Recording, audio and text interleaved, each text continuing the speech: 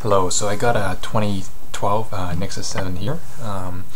Issue with this device is it was a little bit of water damage, and now it actually won't start. You can push on the power button, nothing happens on the screen.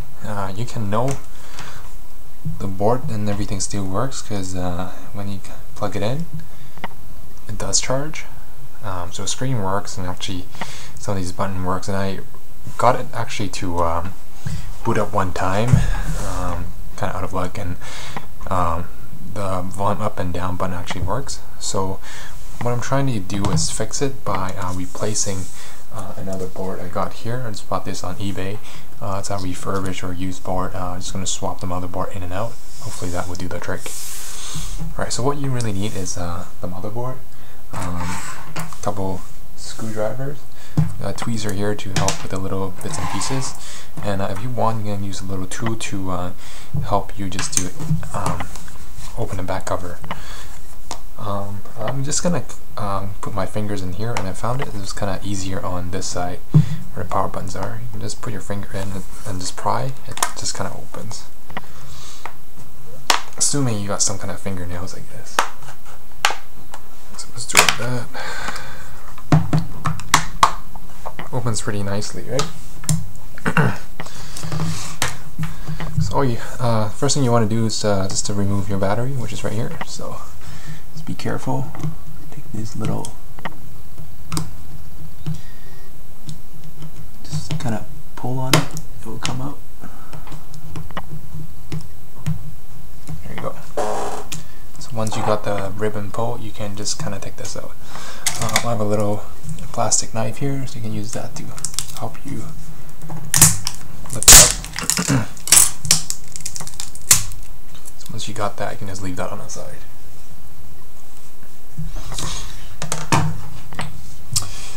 Next, we'll just try to basically replace this board. It's actually covered by this little tin foil thing here, so you have to get rid of that. We're also going to get rid of the speakers here that is actually in the way, so we'll go ahead and do that. Get your screwdrivers and start working away. So here's my big screwdriver.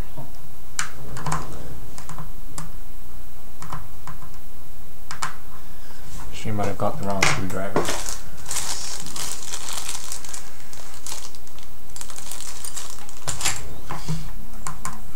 So I just picked these screwdrivers up on eBay. I think I got a set of 5 for like $1 or so. Just kind of work your way around it.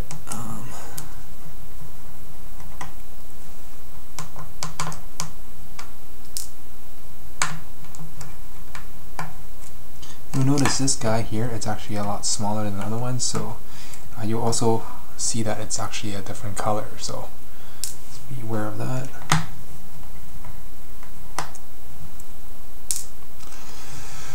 So you just want to remove the one on the edge, right? You don't have to remove everything else. In the middle of here, I think now we've actually loosened the speaker. The speaker is actually tied down to a cable here below this tinfoil, so we'll have to lift the tinfoil. Actually, we'll lift this whole part up until here, and then we'll swap the board.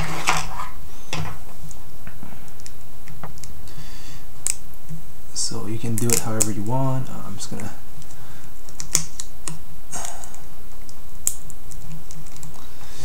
So if you do this carefully, you might be able to use all of this heat sink type thing.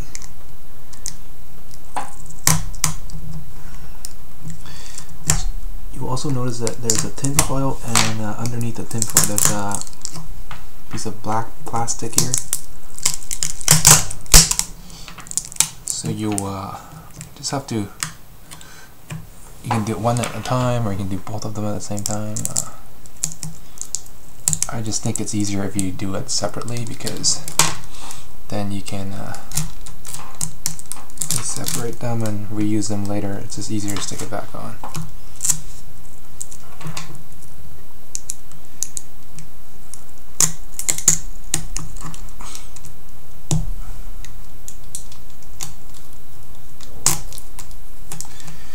So this process actually it's the same for the 2012 Nexus 7's the 8 gig, the 16 gig, and also the 32 gig. just the Wi-Fi version, not the LTE. The LTE actually has a SIM card on the side. Although the board looks kind of the same, the SIM card slot requires a little hole on the requires a hole on your motherboard, on the side of your I guess this case, so you can put the SIM card in. So it won't quite work with the same process.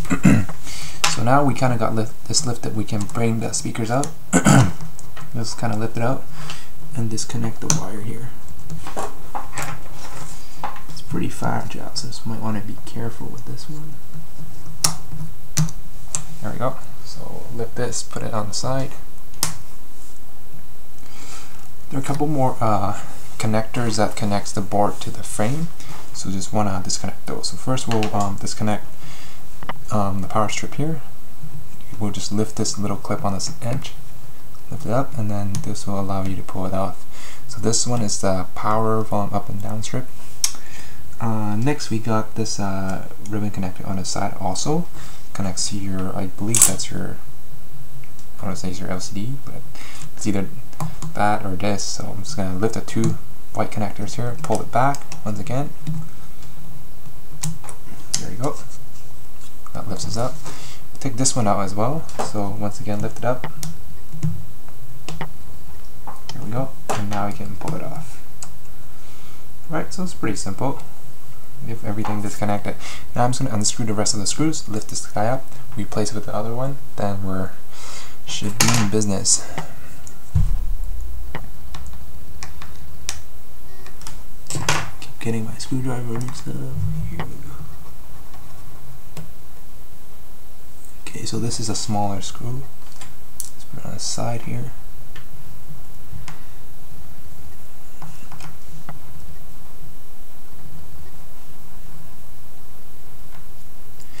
Yeah, so make sure you just take the screws off for the motherboard and not the whole frame. Oh, just like what I was doing. I keep getting the wrong screwdriver here. Here we go.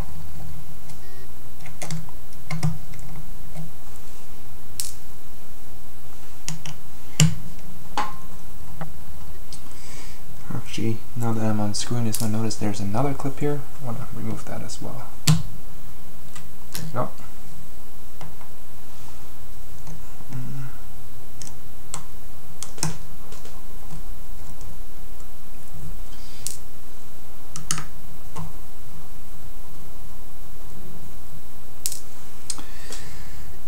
So have I got everything? Let's double check here. Looks like I've unscrewed everything, so I'm just going to pop the board off.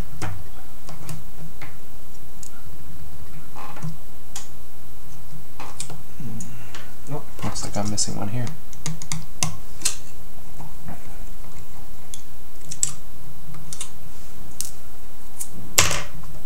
Try it again. So it just comes off nicely. And I've already done this in the past. If we took a little comparison here, this is the new board that already comes with a little mic on top. You'll see that this one is missing it because I took it off earlier, and it's actually missing the camera. So if you need to, just pull it off, attach it type thing. Alright, so now that we got this set up, I'm just going to put this one right on top, kind of where I got it from.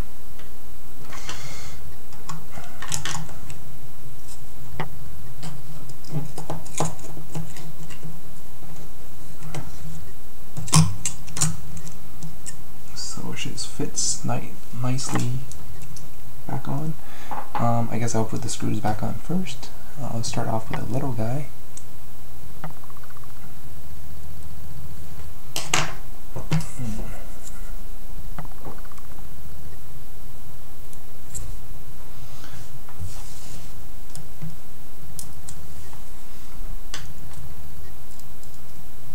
So like I was saying earlier, you can actually do this for you can actually, if you want to do a memory upgrade, you can, let's say you have a 8 or 16 gig, you can actually go and buy one of the other boards, like a 32 gig board, and that would increase your memory size.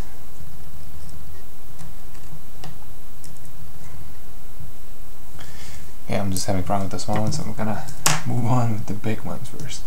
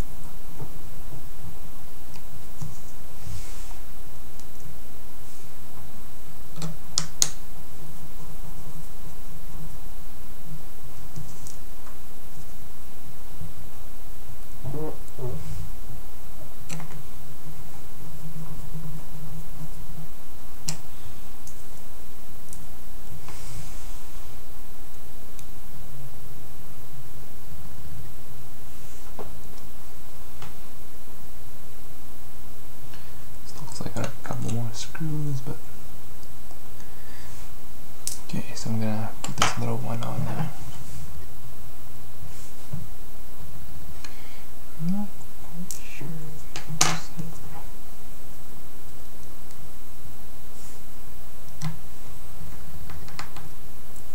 So the little one does go there. Okay. So my fingers are so big. Here we go.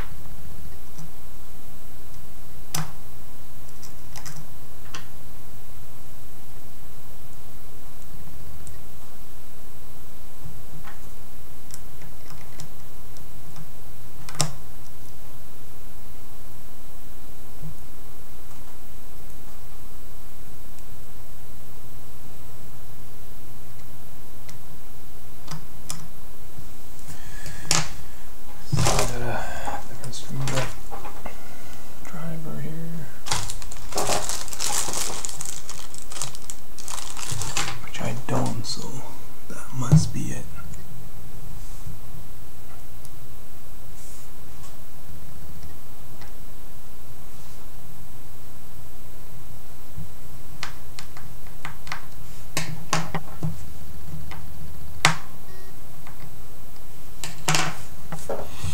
Okay, so hopefully we got everything put back screw-wise, so we'll just connect the connectors.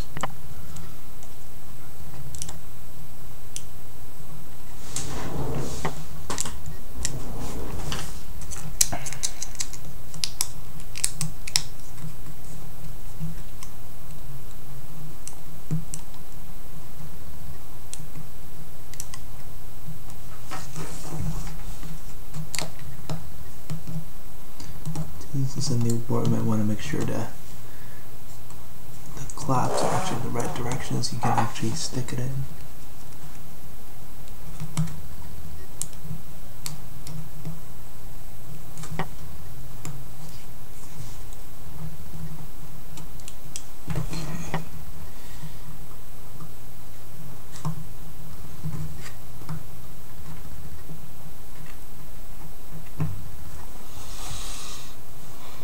And I left the stickers on this side, so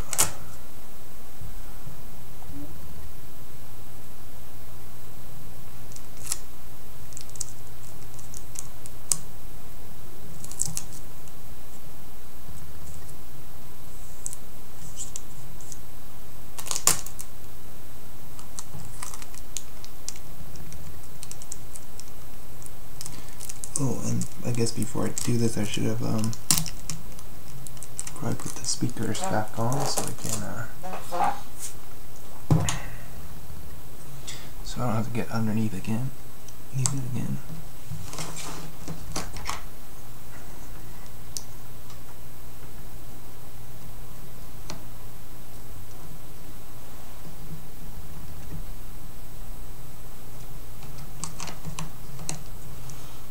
There we go. Speaker screws.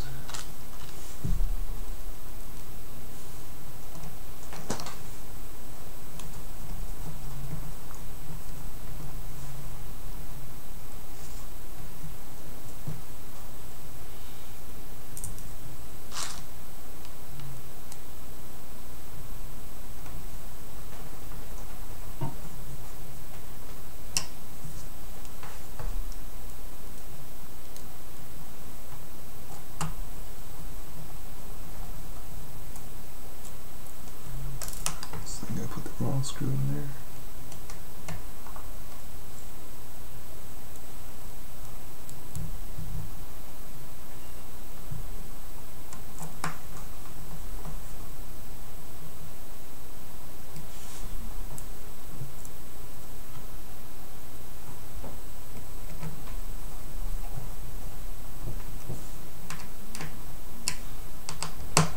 Just gonna double check all the screws are tight.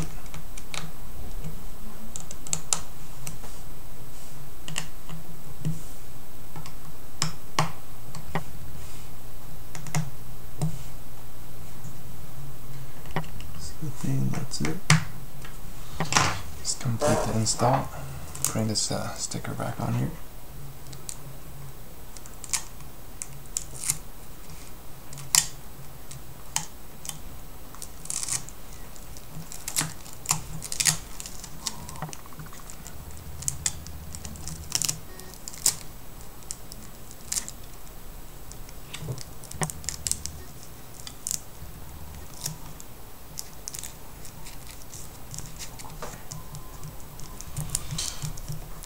So once you're satisfied that it's all good, put the thing back down, the heatsink.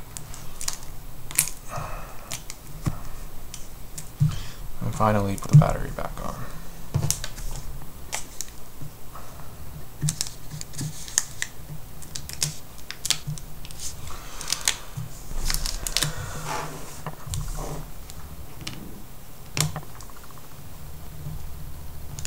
Okay, so this is the moment of truth to see if it actually does turn on.